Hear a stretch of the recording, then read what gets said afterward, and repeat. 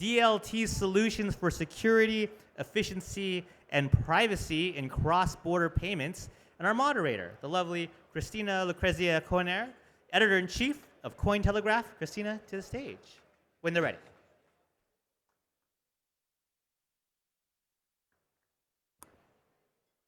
Give her the round of applause, please. No mic.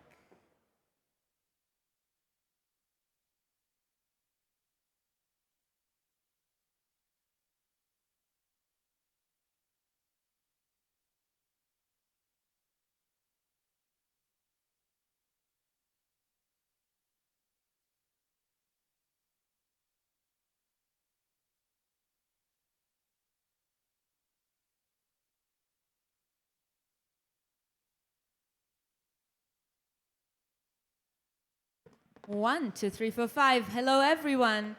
I'm happy to be here again for the fourth day of the Future Blockchain Summit, and happy to introduce you to my wonderful co-panelists.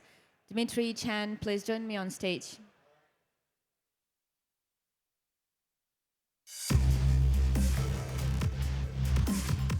We need another mic, guys. Thank you so much. Great.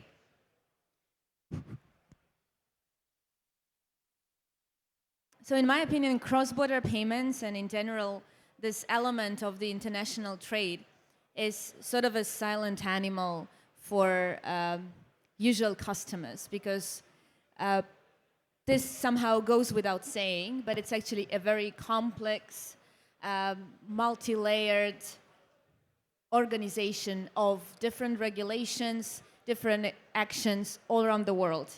And maybe, and correct me if I'm wrong, this is one of the most adaptable aspects of international finance, because you always have to be within the context, but also this is something that enables the globalization that we are also used to. And then comes DLT. So as an introductory question, can you please tell us a little bit more about your experience in cross-border payments, in international trade, and what was the path toward the DLT integration within your companies and within your personal paths as well? Okay, hi. I'm Chen. I'm working for XDC protocol itself. How we actually interact for trade finance, we support exporters in the area of trade finance and their ambitions. So, like via our debt, such as XDC Trade Network, we finance MSMEs because this is an underserved market itself for trade finance, as so funding is on a trade-by-trade basis. And on the other debt called Trade Phoenix itself, we do support MSMEs as well, who might actually need to have capex. They might need to have capex investment before they can even start to like harvest their crops and so on. So that is how we actually fuel their trade finance and exporting ambitions itself. Amazing, thank you, Chen. Dmitry. Hi, my name is Dmitry. I'm head of DLT Foundation Oversight at ADGM. ADGM has a very robust framework that covers cross-border payments, issuance of stable coins. Do you want to maybe decode what is ADGM as an abbreviation? I'm sorry, for those yes. who are Abu Dhabi Global Markets. Yes. So based in Abu Dhabi, I'm within of a regulator that has two sides to it. So I'm more on a unregulated side, which is everything that goes about DEXs, about issuance of tokens and so on. But then there is FSRA, which is Financial Service Regulatory Authority, which governs the cross-border payments. Now, we have a very robust framework that covers this area, but I'm very happy to explore this during this panel as well. Amazing, thank you very much. Well, let's delve into this trilemma that we've had also in the headline: security, privacy, efficiency. Maybe let's start with efficiency, because this is something that the global world is always pushing beyond the borders, in the sense that efficiency is what is creating the progress, right? So how DLT can enable efficiency with cross-border payments, and what are the challenges along the way? Yeah, for us, recent law which is in development now is Militer. So it is MLETR. So this is otherwise known as the Model Law on Electronic Transferable Records itself. So this actually means that countries which recognize this into law are able to actually work on digital trade finance itself. So this include markets such as Bahrain, as well as Singapore. You have countries such as UK, which last month has recognized it into law, as well as we are also able to support organizations and firms in UAE because ADGM has also recognized this Militer into law itself. And why it is a game changer for us? Because for Militer, it means that electronic trade records and the documentation are recognized by laws for these trade corridors itself. So this actually means that it will actually be more efficient, especially for trade corridors which actually go in towards ADGM or Bahrain or Singapore or UK for that matter itself. So over at XDC, we have integrated and we are Militer compliant because we have integrated trade trust, which is a Militer compliance solution. Thank you very much. Dmitry, what about your view of the efficiency? Yes, I mean, I think it's quite clear by now for everybody that DLT is being used already to cover all of this, to tackle all of these problems. From my perspective as a regulator, there is a lack of definition and lack of collaboration between the regulators internationally. So right now, especially with you, Chen, with trade finance, you have to coordinate every step of the way with both sides of the trade, with origin and the receiving side, and you have to comply with both regulations, which is sometimes not only challenging but also impossible to do straightforward. So this can lead to triangulation of trade, to three-party trade, just because two parties may not be compatible, which is bad.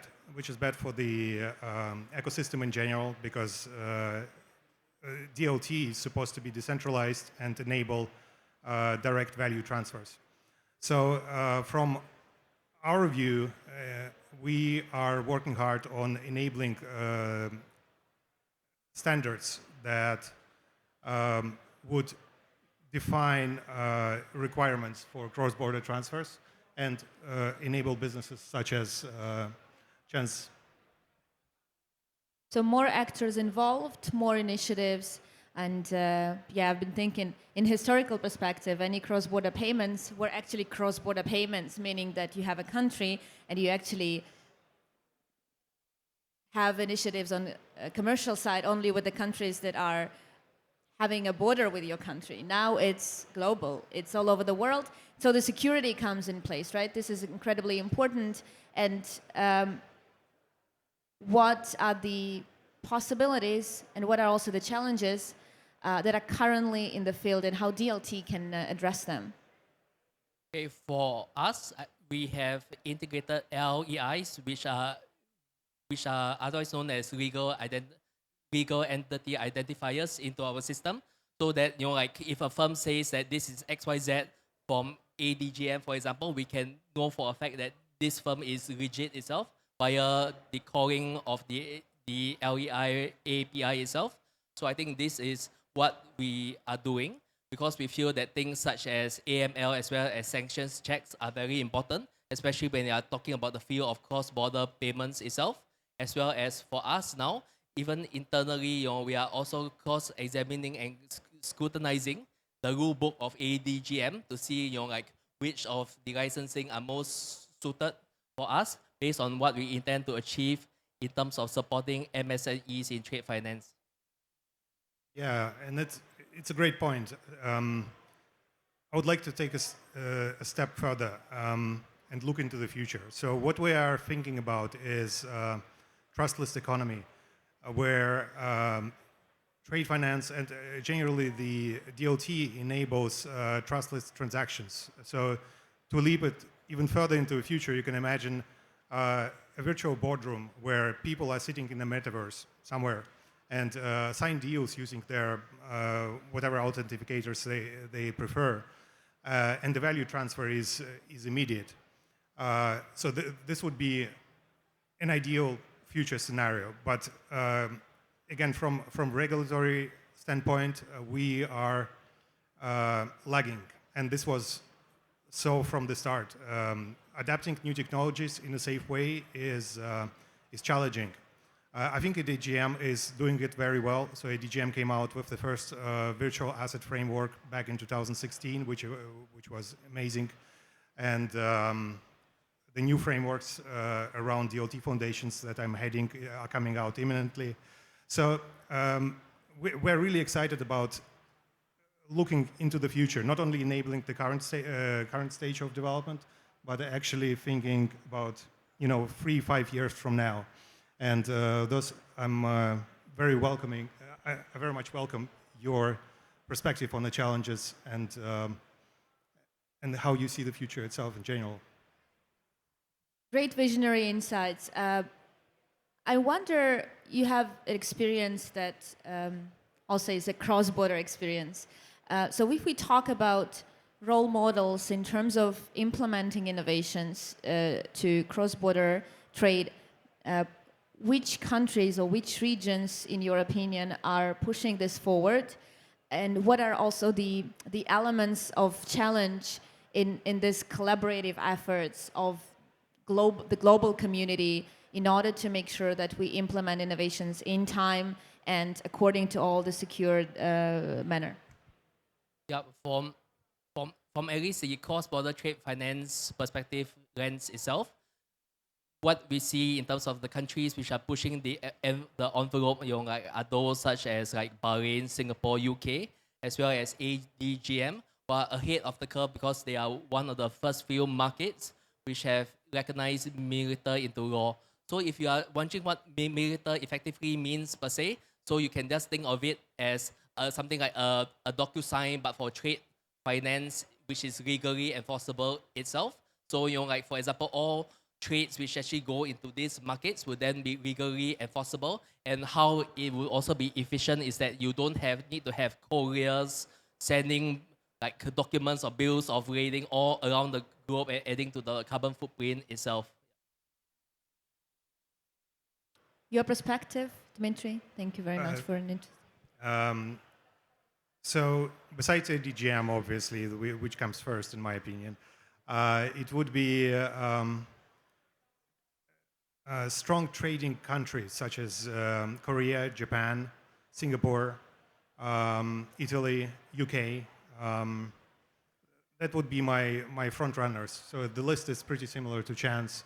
I also see strong development in other countries such as Portugal, Spain, but I think they are not quite there yet. Maybe it has a benefit of being not the first at the table because they can learn from the mistakes of front runners and tweak it to a better stage. We've experienced quite a lot of disruptions on the global level in the last years, with COVID, with conflicts, with big challenges like climate change. How do you think this innovative approach should also handle these disruptions, and what is the role of DLT, potential role in handling these issues and making sure that the overall international trade is sustainable and resilient? Yep. So for us, I think there is no doubt that like the recognition of Moderator in the law, especially in countries like UK, is a game changer because a lot of countries around the world, they actually recognize English law. If I'm not wrong, France should be recognizing this by the end of this year itself. But like as you said, there are disruptions, and there are wars and so on. So like even like in this area itself, there is an increasing scrutiny of things such as like the source of funds which are going into trading. So I think for us, we feel that things such as section checks, KYCs, as well as AML procedures and so on are very important to us, as well as like hence we are of course going to be most willing because like on one hand blockchain helps to ease everything up, but yet on the other hand we also need to respect the laws of the land. So I think for us we are actively working with regulators and as well as scrutinizing for each market in which we serve. Like if do we actually have a need for licensing, and if so, what would be the most appropriate licensing which will be required itself? Very interesting. Thank you. Yeah, those are great points, and I won't repeat this, but maybe to add on is I think it's the DLT technology enables us to take a bit of a human element out of the equation. So what we're looking at, as I mentioned before when I was mentioning trustless, is excluding human element, which is a requirement by now. So in many ports, and correct me if I'm wrong, Chen, so because I may have outdated experience in this, but in many ports, like seaports, you need a physical bill of landing to release a container, right? So you physically need to go somewhere, print out a piece of paper, which is a copy anyway, bring it to the harbor master, and then he directs captain of a vessel or his crew to release the container to the recipient, which is a lot of unnecessary labor. So I think bringing in automated elements like smart contracts from DLT is a way to go here. When you can inject information from the real world, such as, for example, the bank gives acknowledgement of receipt of payment for contract number, and this triggers basically a release of cargo in a harbor. This would be one of the straightforward examples that I think we need to implement further. Now, it's very interesting that the Slovenian delegation was speaking just before. I was visiting them, Slovenia, I think, last year. And one of the companies there called Cargo X is doing exactly that, or at least attempting to. I think working in this direction is very important and will pave the way for future disruptions. So, so that these mechanisms run even if there is a global shift, such as or events such as COVID or lockdowns or whatever happens. I think automation is the key here. Blockchain is associated with transparency, right? So it's trackability, enabling privacy, but also enabling transparency. To which extent do you think the global finance community is actually ready for a full transparency? And what is the level of resilience and how we can handle this? I mentioned here, obviously, some actors in the global ecosystem who maybe prefer not to use technologies that enable additional transparency. Okay, for us, I think the operational definition of transparency would also include things such as like the source of funds, like who or which organization is going to fund your items, and it also transparency also means like do we actually know what are we financing? Like because we also need to ensure that we are not financing things such as like uranium in the worst extreme case, or even things like blood diamonds, for example. So like hence why like what I have mentioned before, that things such as like licensing and regulation is also very important for us. I know that sometimes a lot of people, like, especially when you talk in a blockchain conference, when you talk about licensing and regulation, that is actually one of the things which sometimes actually get shouted down itself. But actually, if you want to attract like institutional investors as well as accredited investors and so on, I think they will only be willing to put their heads on the line to invest in your product only if you actually have the necessary licensing, because though they may want to try your financial instrument, yet at the same time they also are accountable to people who have given them financing, as well as they are also accountable because this is their job as well. Dmitry? Again, very good points. I think it's not that black and white. So on a first layer, obviously transparency is good, and given the collaboration across jurisdictions, it's It's already happening. So again, in cross-border trade, you need to coordinate between countries and even transit countries when you are making payments, even in using virtual assets. What I think is needs to be refined is approach on exceptions, because there are certain things that just don't work the way that we want to. I struggle to find a perfect example for this, but and I'll probably not find it right now. But I think the traceability element needs to consider also jurisdictional interests, which may sometimes not be in transparency. Very interesting, and thank you for being honest with this. I think this is a very great and deep idea that that I'm grateful to you for mentioning. Okay, we have a minute for questions from the audience. Please, can we have a mic here? Testing.